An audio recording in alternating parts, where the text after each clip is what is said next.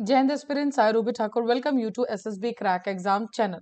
And I'm here to talk on a new topic. So अभी आपने काफी time से आप सब न्यूज हेडलाइंस में देख रहे होंगे कि एक न्यूज बहुत ज्यादा चल रही है कि पाकिस्तान ने एक्सेप्ट किया है, पर्टिकुलरली नवाज शरीफ ने, कि जो लाहौर एग्रीमेंट था उसका जो उल्लंघन किया है वो पाकिस्तान की तरफ से हुआ।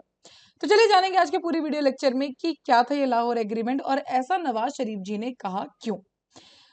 जैसे कि अपडेट के बारे में बात करें, सो यस, पाकिस्तान के जो पहले प्राइम मिनिस्टर भी रह चुके हैं नवाज शरीफ जी, उन्होंने कोट किया है लाहौर एग्रीमेंट को। तो अगर लाहौर एग्रीमेंट की बात करें, so that was basically sign between the India and the Pakistan. India और पाकिस्तान के बीच में साइन किया गया था। ईयर था 1999।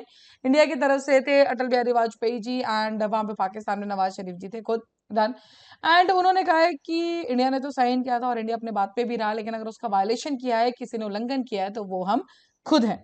बात ये थी कि 28 मई 1998 में पाकिस्तान रेगुलरली 5 न्यूक्लियर टेस्ट को करता है। जब ये टेस्ट कराया जाता है, बिकॉज आप जानते हैं जब भी न्यूक्लियर टेस्ट होगा, इट इज नॉट अबाउट कि सिर्फ पाकिस्तान को कुछ भी, जिसके नेगेटिव इफेक्ट से आसपास एरिया में भी इफेक्ट पड़ेगा। So we were the neighbouring country, correct.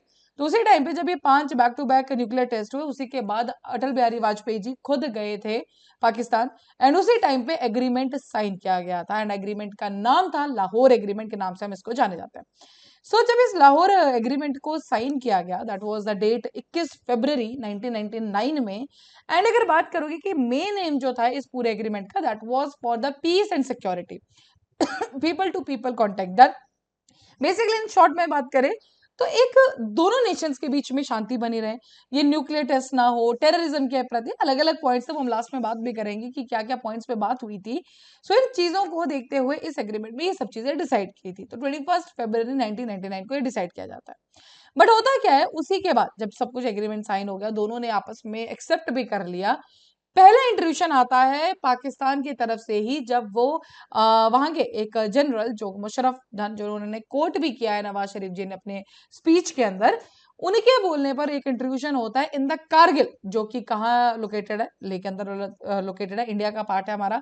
And जब ये इंट्रूशन होता है तो ऑफ कोर्स इंडिया को जैसे ही खबर पहुंचती तो इंडिया तो स्टेप लेता ही।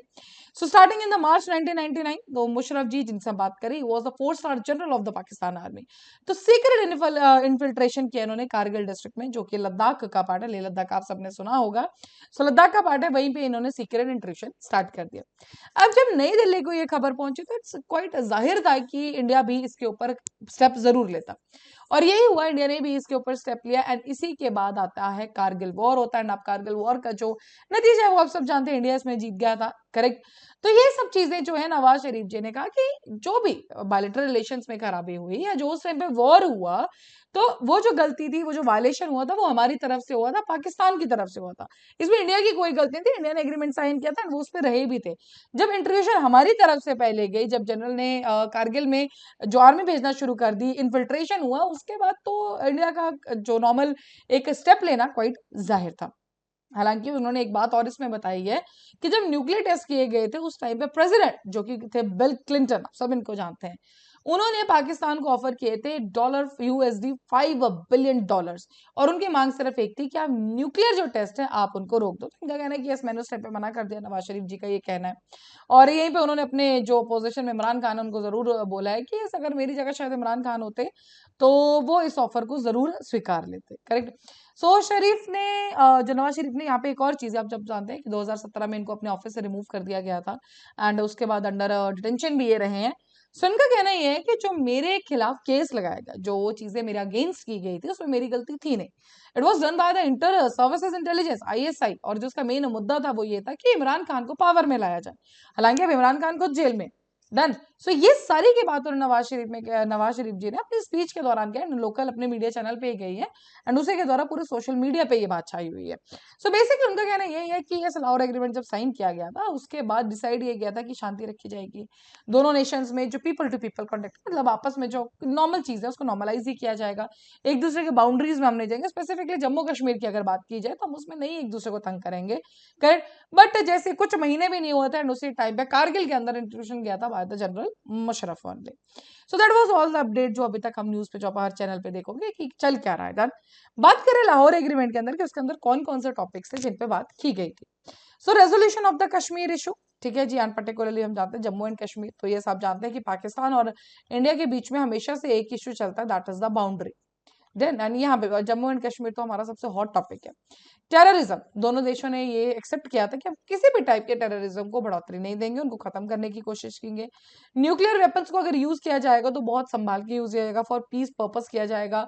कोई रिस्क ऑफ एक्सीडेंटल या जो भी कुछ चीजें कोई में नहीं की जाएगी, बहुत ध्यान से हम न्यूक्लियर वेपन्स की तरफ आगे बढ़ेंगे।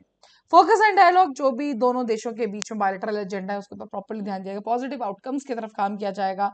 सार गोल्स के लिए मींस आप जानते हैं आज भी still today we are focusing on the South Asia वाला पार्ट। तो यस, उस टाइम पे लाहौर एग्रीमेंट में भी ये डिसाइड हुआ था कि will be working more on the जो साउथ एशियन नेशंस है हमारे। And last but not the least was the protection of human rights. So yes, आप जानते हैं जब बात हो रही है हमारी कंट्रीज की, दोनों कंट्रीज के, तो हमेशा से जो हम आपस में लड़ते रहते हैं, एक दूसरे से इश्यूज क्रिएट करते रहते हैं, बट द पॉइंट इज यहाँ पे यही कहा गया था कि हो सके तो आप थोड़ी शांति बना के रखिए, ठीक है, स्टेबिलिटी रखिए। दूसरी बात, ह्यूमन राइट्स जो कि सबसे बड़ा इशू है, टॉपिक है, जो नहीं प्रोटेक्टेड रहते हैं उनके ऊपर काम कीजिए, वो प्रॉपरली सेव रहने चाहिए, सेफ गार्डेड रहने चाहिए। तो यही सब चीजें थी जो उस पर्टिकुलर पूरे लाहौर एग्रीमेंट में साइन की गई थी। एंड इसी के ऊपर नवाज शरीफ की ये स्टेटमेंट आना, कैसे it was the Pakistan only जिन्होंने वायलेट किया था इस पूरे एग्रीमेंट को। So I hope now you are clear with कि लाहौर एग्रीमेंट था क्या एंड क्यों इसके ऊपर वापस से बात हुई और पाकिस्तान का क्या कहना था। So that is all for this particular update. अभी आपके स्क्रीन पे कुछ कोर्सेज फॉर एसएसबी इंटरव्यू, हर महीने हमारे बैचेस बैठते आप ज्वाइन कर सकते हैं। साथ ही we are having the courses for NDA CDS AFCAT and आप एनरोल कीजिए। एंड जब भी आप एनरोल करें उस टाइम पे डिस्काउंट कोड जो कि वॉरियर 10 लगाना बिल्कुल ना भूले, you will be getting the 10% of on that particular course.